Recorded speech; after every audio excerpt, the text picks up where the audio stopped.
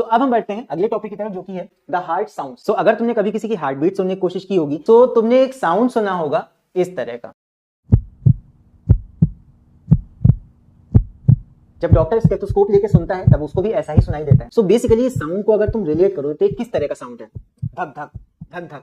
अब तुम्हारी बुक में धक धक तो लिखेंगे नहीं, तो इसीलिए थोड़ा इंग्लिश में अच्छा बनाने के लिए इसको बना दिया गया है लब डब लब डब लब डब। हिंदी में हम ये समझ सकते हैं धक धक धक धक, दिल धड़क रहा है, ठीक है। तो धक धक जो है वो इंग्लिश में क्या बन गया, लब डब लब डब लब डब। तो ये दो साउंड जो हार्ट के आते हैं ये कैसे आते हैं, क्यों आते हैं, ये हमको जानना बहुत जरूरी है। ट्राइकस्पिड बाइकस्पिड वॉल्व थे, जब वॉल्व खुलता है बंद होता है तो यही आवाजें इस रीजन की वजह से आती हैं।